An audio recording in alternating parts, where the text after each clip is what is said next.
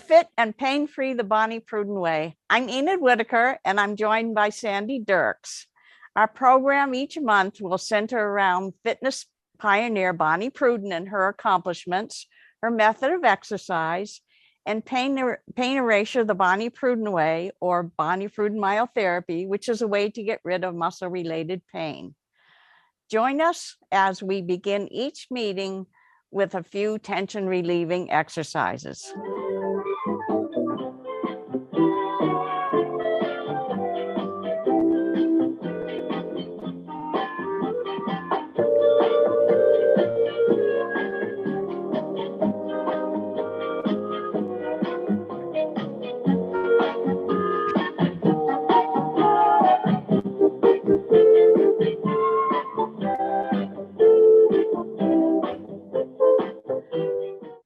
In 2007, in a celebration, Bonnie was awarded the President's Council Lifetime Achievement Award. And the award, according to the council, is given to individuals whose career contributed to the advancement or promotion of physical activity, fitness, or sports nationwide. Winners are chosen by the members of the President's Council on Physical Fitness and Sports based on the span and scope of an individual's career, the estimated number of lives the individual has touched through his or her work, the legacy of the individual's work, and additional awards or honors received over the course of his or her career. Most of the millions of whose lives Bonnie has changed have never met her personally, but rather through her many books, records, and her hundreds of TV, radio appearances, and magazine articles. But others, like Sandy and me, were lucky enough to know Bonnie personally. If you know Bonnie personally and would like to tell us your Bonnie story, you can reach us at paineras@AOL.com. All right, Brice, tell us who you are and tell us your Bonnie story. My name is Brice Leonard, and my Bonnie story started back in 1983, and when I went to school in Lenox, Massachusetts. And I was helped there. Really, the person I have to thank is my mom. And she was just infatuated with pain erasure. She read it cut back, front, sideways, and she was using it in her work as a nurse. And I think her words to me were, one of us has to go to this school. And I was ready to move out and get on with my life, and I was the one. So I'm probably, I don't know, history would have been different if she had gone, because she just loved learning new things. But off to Lenox I went, and not knowing completely other than reading pain erasure, I didn't know. So the world of exercise that Bonnie and you opened up was, to me, amazing, and also very challenging, because there were people walking around like Sandy who they knew what an 8 count was. It's like, oh, listen to the music, and just change at the end of the 8. I did not. I think I faked it for at least 2 weeks. I was watching people and trying to make the changes correctly. But one day in there, that 3rd week, wow, when I got that and could hear that, it was just amazing.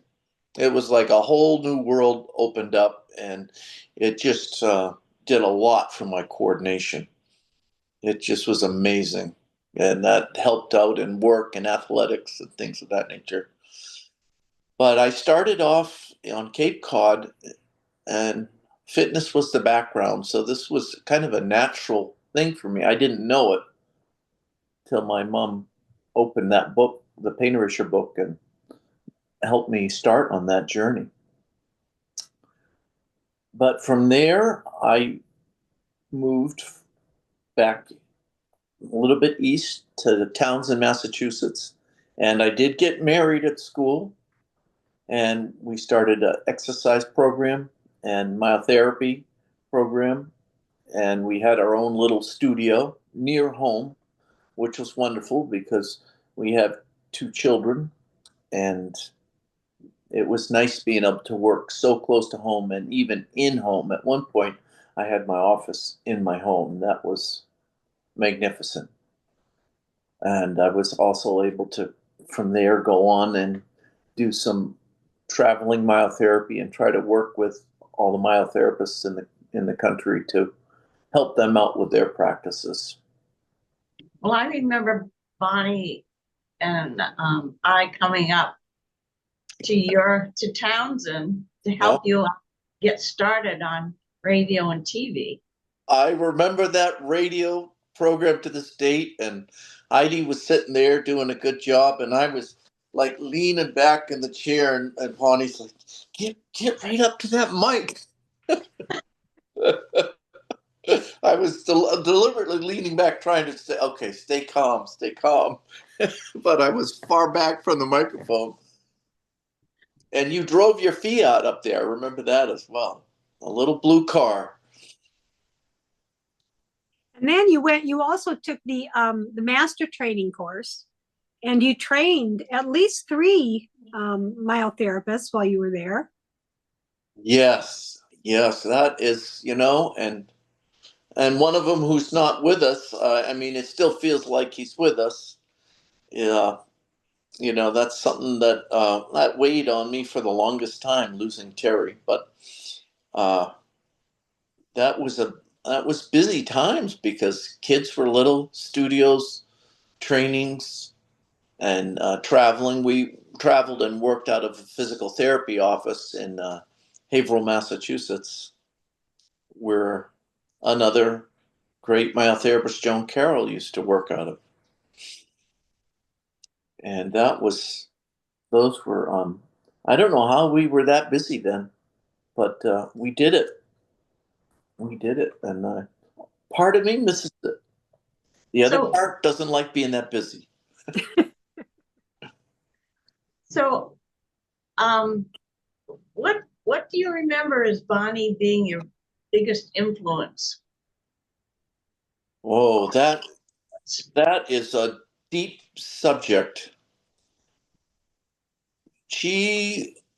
Her big influence on me is just paying attention to everything, whether it's my own body or the people around me. I still get great joy on watching and studying people, even if I'm not helping them. I'm still able to help people on a small case by case basis, and that's wonderful. But her study of the human body was a wonderful gift. That was a great influence because it made me pay attention to my own body too, so I can, regulate all my activity and be aware of what's going on.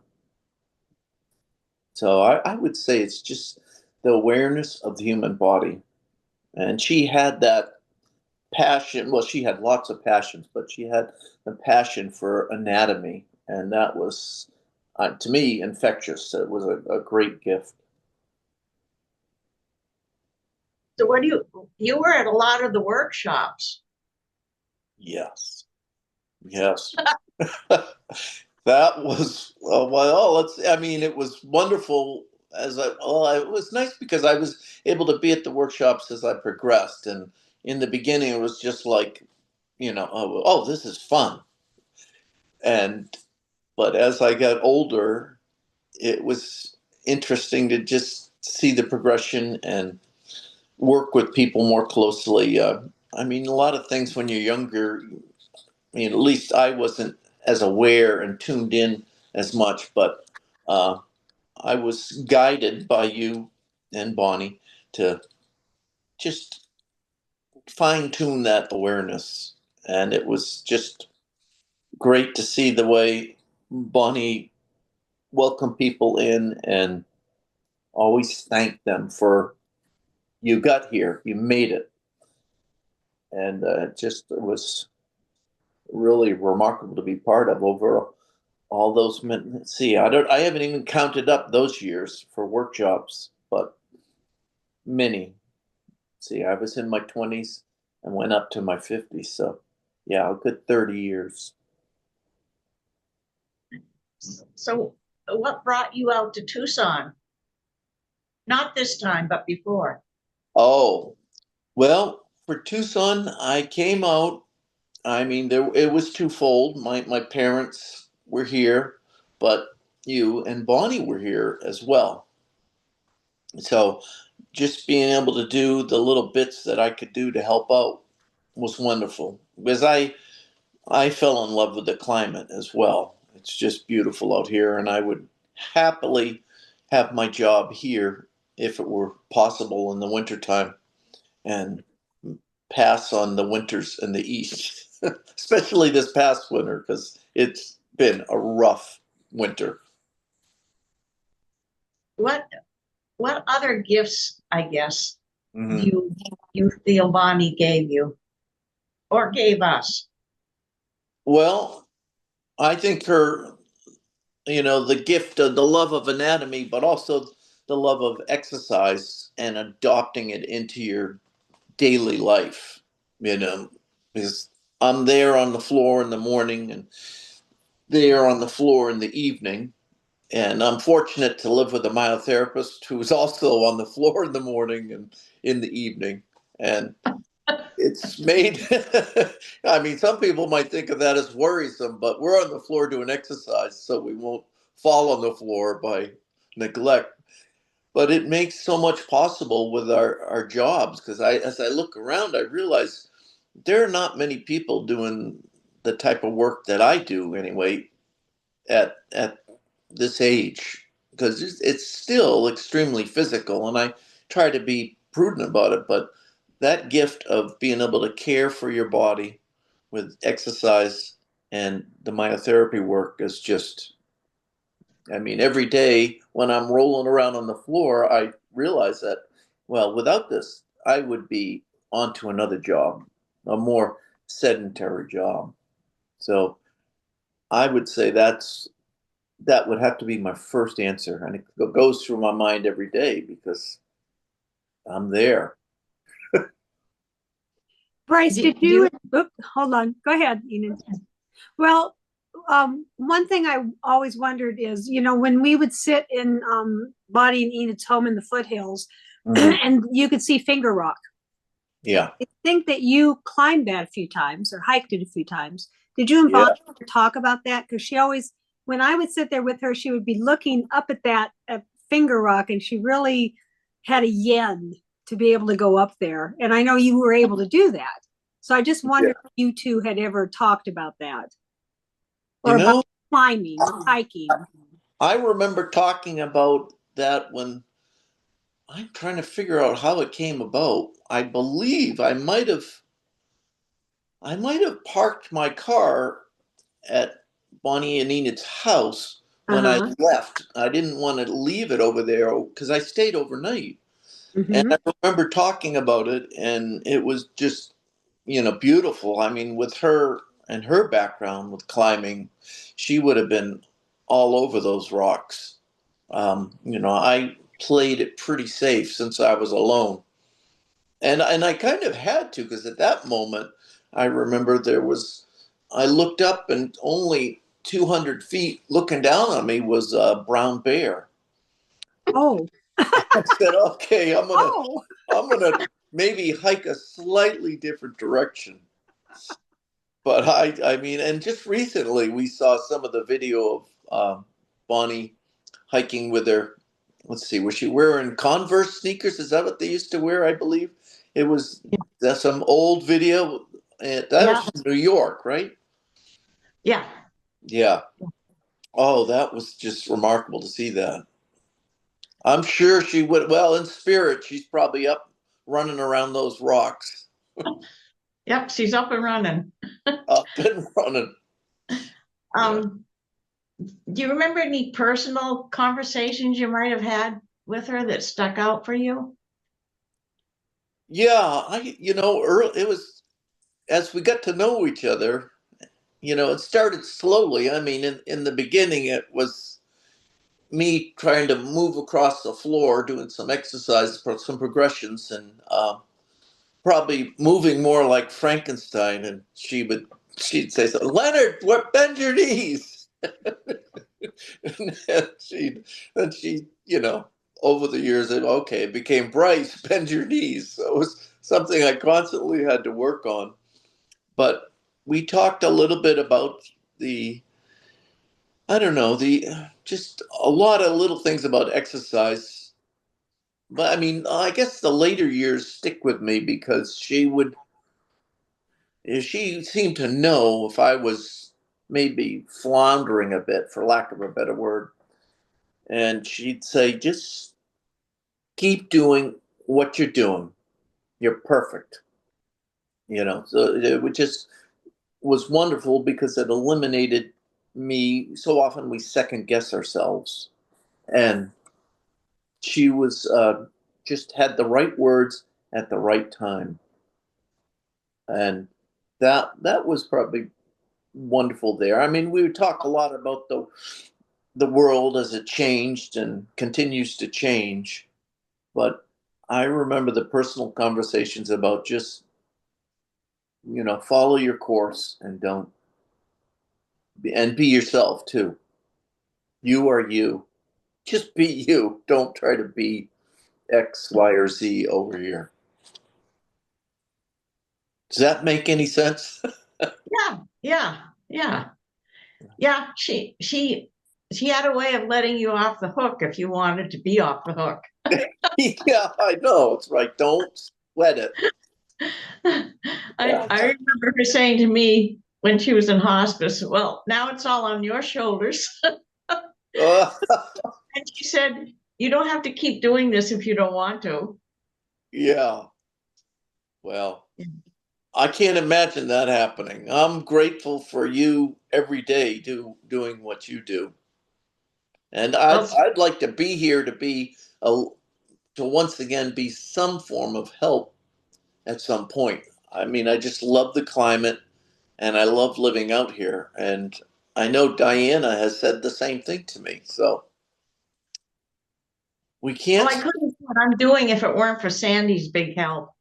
Yes. Oh, we Yes. all, I barely know how to get into Zoom. I'm very grateful for you too, Sandy. thank you, Brice. I'm grateful for all the connections we made over the years because of Bonnie. Yeah. You Yeah. know, It made so many things possible, and I can always talk about it, and invariably I'll find somebody who, oh, she did the exercise. yeah. And a few people, oh, that the book, the trigger point book. And I still have tennis friends here in Tucson that are aware of it. And I still enjoy giving people the book and trying to send them on their way to see what they can do. If they're at this point in time, sometimes I'll meet someone, I'll know that they are perfect for the myotherapy book. And sure enough, they'll take off and then they'll say, I worked on my mother and now she wants me to work on her all the time. And it's, that's a nice gift to be able to give. And it's usually, it's one person at a time, but that's very satisfying. Anything else you'd like to add? Oh my. I guess I'm just a person of few words these days. I'm just grateful. I mean, I can't, I'm always trying to picture my life without Bonnie. What I'd be doing, where I'd be at. I would be certainly far less active. So, I mean, that makes me, and when I feel as though I do work. Recently, I've worked more to share that because say to myself, well, I've I've been given this. I better start sharing it more with other people. So that moves me to say, okay, I'm going to put this book in this person's hands, and that people who seem to be receptive and really want to take charge of their health. And that was a big message from Bonnie. It's like, it's not go and sit before some health professional. You have to get knowledge under your belt and take on personal responsibility. Sandy, do you have any more Nice. questions, Brice? Well, we've known each other a little while, Brice. So I was looking for pictures of you, which I don't seem to have too many of you, but do you remember this book?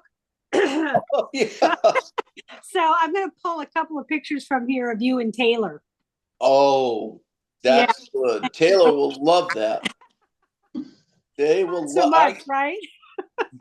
Maybe she will. Anyway, yeah, there's some really nice pictures in here of you and Taylor. You taking her through the Cross-Weber test when she was a baby. And then you were in the water. Remember Bonnie had that Japanese bath? Oh, yes, that deep Japanese bath. Yep, that deep Japanese bath. And so, yeah, I will add a couple of those pictures. And actually, I was just going to tell you, I didn't realize that your mom was a driving force. I remember going to your house one summer, and I think it was some kind of family meal.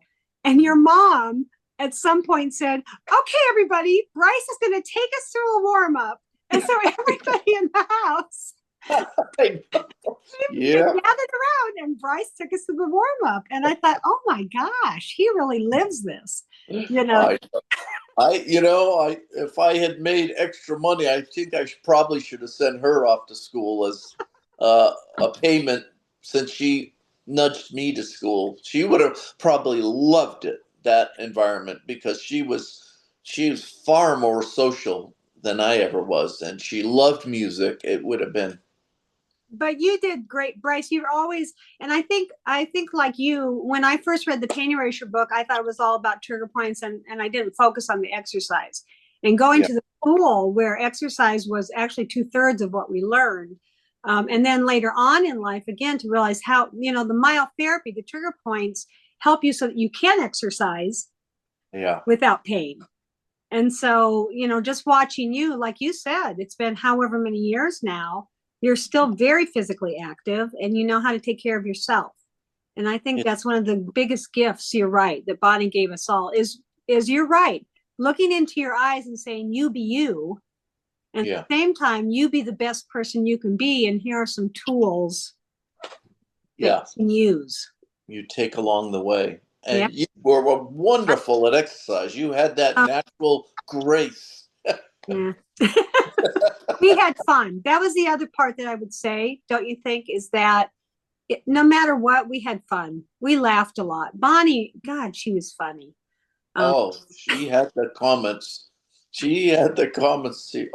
I can still laugh just thinking about them, because needless to say, she's the person who stays with you. She's such a driving force that she is actually still here. I agree. Yeah. And I had a lot of pleasant memories from doing any photo shoots, working with her. We did one that didn't quite make it off the ground. It was going to be a revision on Baby Swim. Probably there's some photos sitting in a warehouse in New York of some beautiful.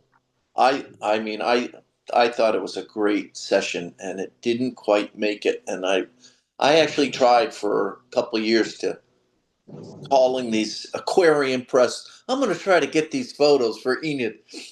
I could never find them. Shoot. Okay. Very good. I can't remember the photographer's name, but I have it written down somewhere. We had fun. Anything else? It's just amazing, Brice, because you've had such a long association. You've had as long of an association with Bonnie as I've had, and Enid. And just over the years to watch each other grow and thrive and make changes. And Bonnie, I think, also gave us the courage to be able to do that. Yeah, it's helped me move through things, make changes that were maybe a little uncomfortable. It just gave me a little more fortitude and confidence. Yep. And now your wife, Diana, is also a myotherapist. Yes. she's still going strong. She says, I have to do this. If I want to do the other things I love doing, I have to do this. And Yeah. it's good. I mean, it's nice having that. I'll motivate you a little. You motivate me a little. Very Okay, Brice, thanks for telling your Bonnie story. Thank you for having me and doing all that you do, both of you. Thank you, love- Brian. Pass this test. We're going to start with my friend Lori Drummond here. She is the head of the myotherapy department in the school. And Brice Leonard is a graduate of the Bonnie Pruden School. And people fail this unless there's some kind of pathology. All right, Brice, I'm going to hold your legs down and you come on up. You hold that for 10 seconds. You don't have to be that good. You can even be less good, just so long as your chest clears the table. All right, now, Brice, go down. Supposing you had tight pectorals, which a lot of people have, how would you look if you came up? See where his arms are now? Open them wide so they show that's how they should go. This is how many are. And that means go down again, slow. There. Now you have tight pectorals. That has to be changed. Trigger points are in here causing that. Okay, go down.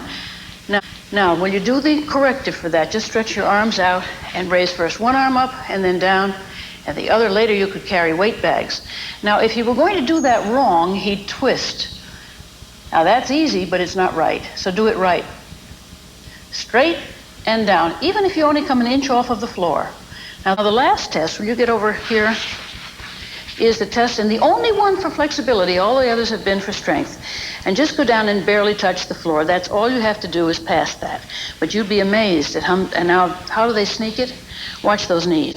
20% safer, and 20% feeling better than a cold muscle. Besides which, if you have a cold muscle, you have a tense muscle, and then you tear it. Now you notice that they're not doing it. This is called passive stretch. Nothing passive about it except that somebody's doing the pushing. And that means that you don't have to push. If you have to think, pull myself down and let go, you're apt to forget to let go, and then you work against yourself. And always with a gentle bounce. This is ballistic stretch. And that way you don't set up one muscle against the other. This way no muscle finds a way to do that. Here is the young executive taking on poison drop by drop. This is stress. That's what gets the heart eventually. It isn't a big bankruptcy. It isn't a big loss. It isn't a big meeting. It's this kind of thing. All day long, tightening the muscles around your heart. This is what does it. This is what ages, too. This is what shortens the gait. Now he would love to get that guy and punch him right in the nose. The best thing to do is to release the stress that you just put on. And it doesn't do any good to think of that bicycle in the executive gym upstairs. And on Friday or Saturday, the golf game isn't going to do it. So what do you have to loosen? The shoulder, the neck, the upper back, the chest muscles. Do you ever notice how a lot of guys walk around as though they were old when they're very young? They have tightened pectoral muscles in the chest. And this is how you get them loose.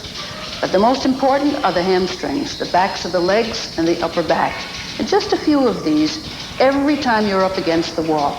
Keep your head up when you do these bobs. And bob. Don't try to do static stretch where you push in and it gets tighter and tighter. Make it a nice, gentle rhythm. The body responds to that. Then when you drop your head in hands, that gets the upper back all the way down. You can't punch the guy, but you sure can let loose the muscles right there in the office. Do it all day long. And as Bonnie says, keep fit, be happy.